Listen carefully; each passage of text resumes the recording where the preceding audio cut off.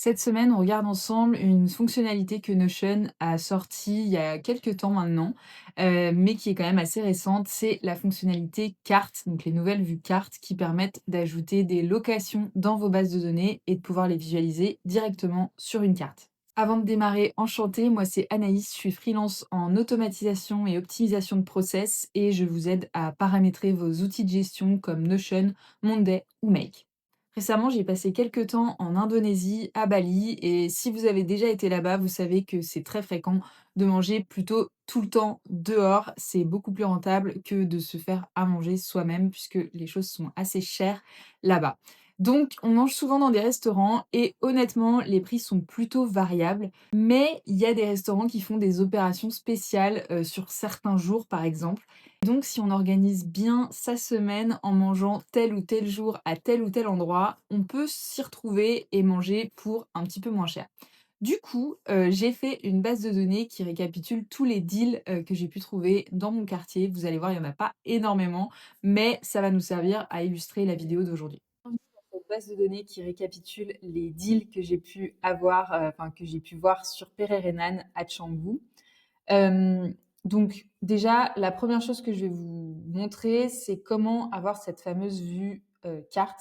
Donc il y a 2 manières d'avoir la vue carte. Soit vous partez d'une vue table, que vous avez déjà et peut-être vous voulez rajouter, une colonne place. Donc là, par exemple, si j'avais pas cette, colonne, place puisque, bah, du coup, c'est quelque chose d'assez nouveau, vous allez, ici pour rajouter une colonne et vous choisissez lieu et là, vous avez la possibilité de choisir une adresse donc dans cette colonne. Moi, je l'avais déjà, donc je vais la supprimer.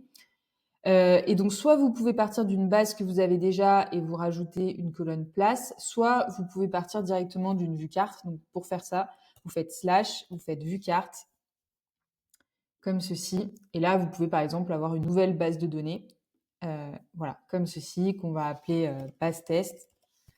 Et là, vous avez cette petite épingle, donc ajouter une épingle. Vous pouvez cliquer ici et vous allez dire, bah voilà, là on est aux États-Unis par exemple. Bon, il faudrait zoomer un petit peu, mais globalement, vous pouvez partir comme ça. On va mettre un point ici. Et puis vous allez voir que ça va vous créer une base de données derrière, donc avec le nom et l'emplacement qui du coup correspond à cette adresse. On pourrait très bien renommer ici et mettre lieu. J'ai aucune inspiration. Voilà, donc là, ça nous a créé, un point et puis on a du coup derrière la vue table qui correspond. Donc si par exemple, on veut afficher la table, vous voyez que là derrière, ça correspond à une vue table. Bon, là, c'est pas ce qui nous intéresse aujourd'hui. Je pense que c'est plus simple de partir d'une base qu'on a déjà et de mettre, du coup des lieux, du coup dans cette colonne, adresse ou place. Donc voilà, là j'ai cette base, j'ai déjà ajouté quelques restaurants. Pour l'exercice, on va faire ensemble avec un restaurant fictif. Mettons que par exemple, il y a un deal sur des Pokéballs, ball, comme ça, at Anaïs Resto. Donc on ajoute le nom du restaurant ici.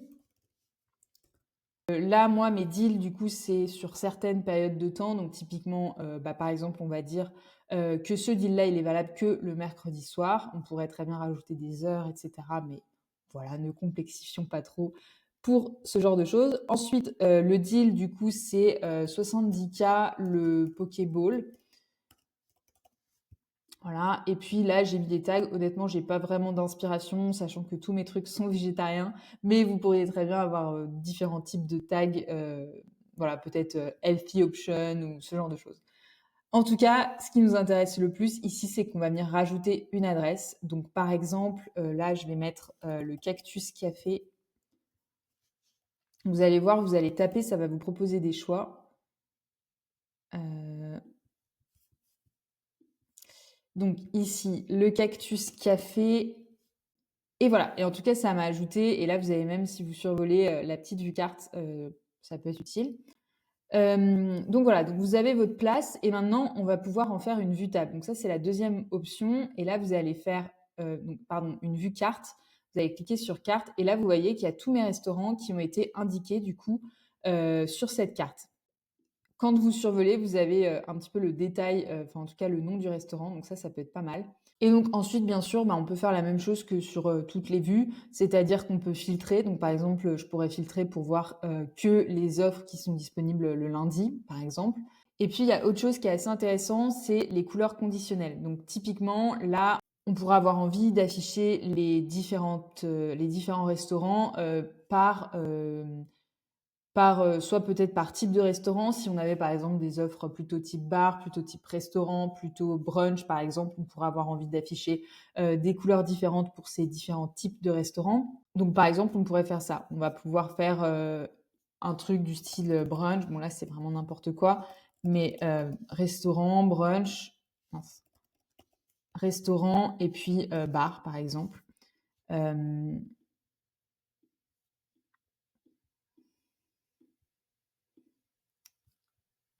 bar.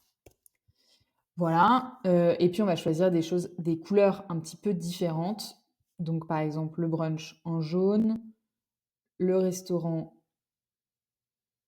en vert et le bar en rouge, c'est très bien. Et donc là, vous allez aller ici, vous allez faire couleur conditionnelle, nouveau paramètre de couleur. Vous allez dire, bah, je veux que ça corresponde à cette propriété sélectionnée, d'ailleurs qu'on pourrait renommer type de restaurant. Donc par défaut, n'est pas vide, ok. Faire correspondre à la propriété. Et là, typiquement, bah, du coup, ça reprend les couleurs qu'on a déjà renseignées. Vous pourriez mettre d'autres couleurs, mais là, le plus simple, c'est que ça reprenne la couleur de la propriété. Et voilà, et donc, du coup, ben, on a les couleurs qui apparaissent sur les petites épingles.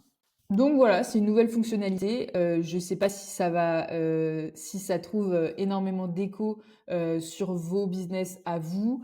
Personnellement, je m'en sers du coup voilà pour mettre les deals sur les restaurants de mon quartier ou pour organiser des voyages, mais c'est plutôt de manière personnelle. J'ai pas forcément d'usage pour l'instant au niveau professionnel, mais c'est toujours bon à prendre et c'est toujours une vue assez sympa qui évite de passer par Google Maps, etc. Là, c'est vraiment dans l'idée de tout centraliser sur Notion, c'est une étape supplémentaire. Donc, moi, j'aime bien. Voilà.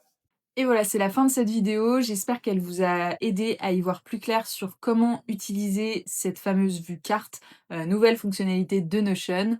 Si vous avez besoin d'aide pour paramétrer votre espace Notion, n'hésitez pas à me contacter. Toutes les informations sont disponibles en description. À bientôt!